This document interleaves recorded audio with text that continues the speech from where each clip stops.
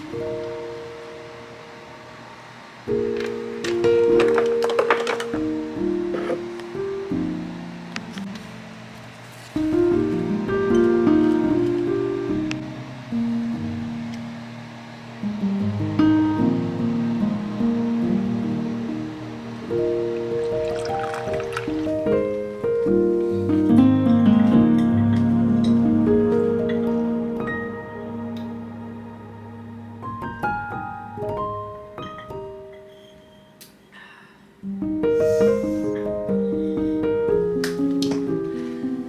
everyone, and welcome back to my channel. If you're new here, my name is Ashley and I love making videos surrounding travel vlogs, daily life vlogs, fashion, get ready with me, girl chats like this one, and so much more. So if any of that interests you, I hope that you subscribe and stay tuned for this video. So let's get into today's video.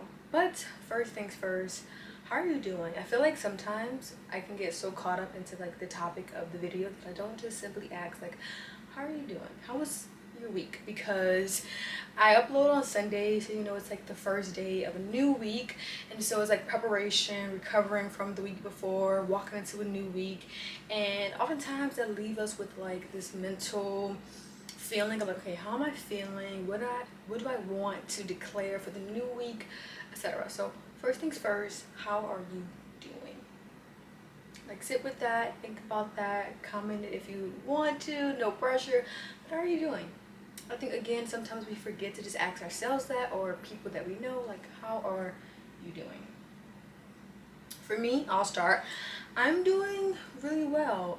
Today I spent majority of my day kind of like cleaning and organizing. You know, Sundays are my deep cleaning Sundays. So I went to church, and then after church,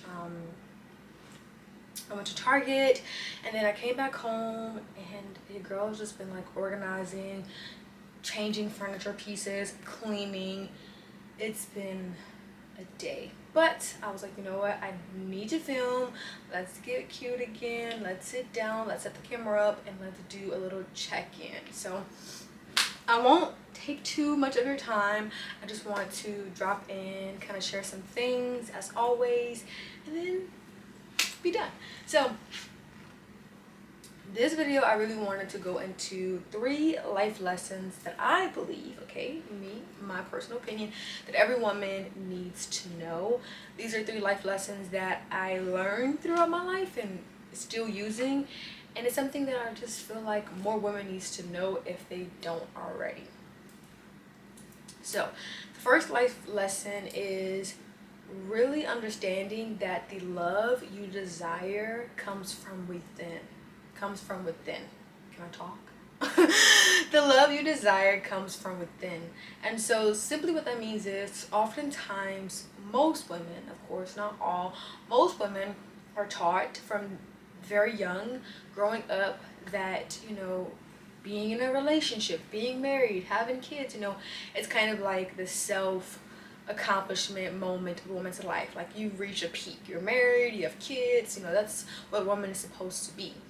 And so what tends to happen is women go out looking for love, but they never once really understood the meaning or gave themselves the love that they want and desire. And so ultimately, if you find yourself in relationships again and again where it's very toxic, it's not going anywhere, it's kind of just like beating a dead bush, ask yourself a question of like, why am I constantly attracting this? Have I taken a time to just be with myself?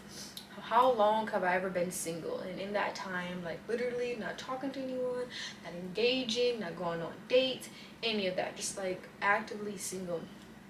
Because oftentimes when you haven't spent time alone with yourself, you're not going to know the love that you really want, because you haven't really identified that within yourself. So you're going to probably most likely settle for what you think you want because you really don't know yourself.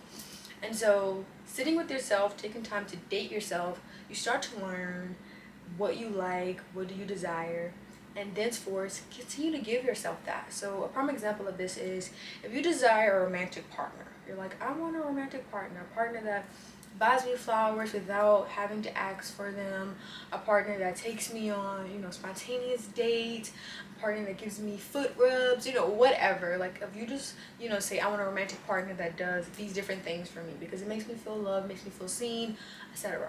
Start giving yourself that. Buy yourself flowers. It can be weekly, it could be monthly, but just start buying yourself flowers, because guess what? That is something that you desire and want. So I was kind of like on and off with that, but I'm starting to get back into that. And I'm like, you know what? I love flowers, and I would want a partner to like give me flowers. So you know what? I'm gonna start buying myself more flowers and making sure that I always have a fresh bouquet, because flowers are nice. Now, not every person likes flowers, and that's totally fine. Again, identify, what do you desire, what do you need to feel loved, to feel valued, etc., and then start giving that to yourself. So again, it could be anything: a romantic partner, a partner that checks in, a partner that you feel emotional safe with. Give it to yourself. Okay, if you want someone to be with that you can emotionally feel safe with, do you feel safe with yourself? Do you check in with yourself? Have you gone to therapy? Have you healed those wounds? So again, the love that I desire, I've just been given to myself, and I've really noticed a difference in like just my mood, my attitude, where I don't chase anything, I don't beg for anything. I'm like, what is meant will be, what isn't. My cup is full, I'm enough, I'm deserving of good things, because I'm just pouring it all into myself, so I don't have to wait and expect someone else to do it, because I'm doing it for myself, and it feels so good. And now I know what I want from a partner, and I won't settle.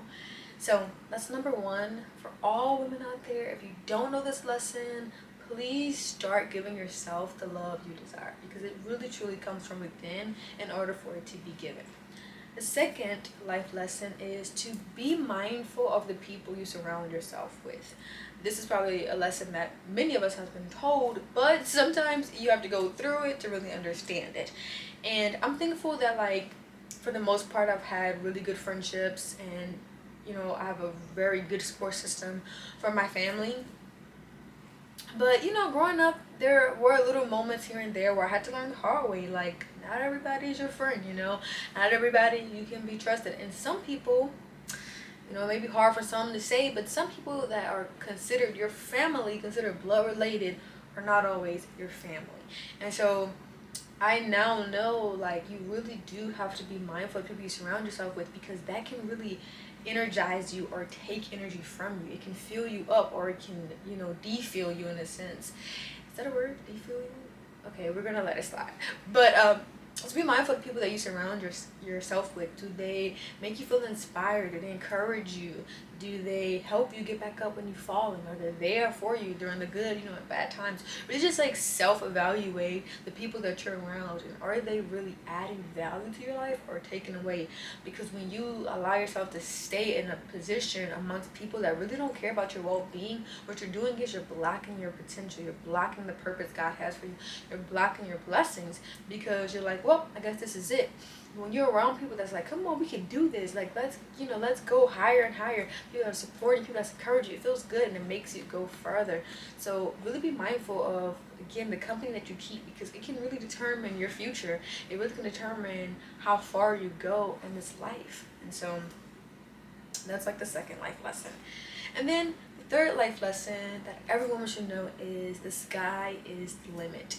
And this is something that my family has taught me so much. I'm so thankful for my family.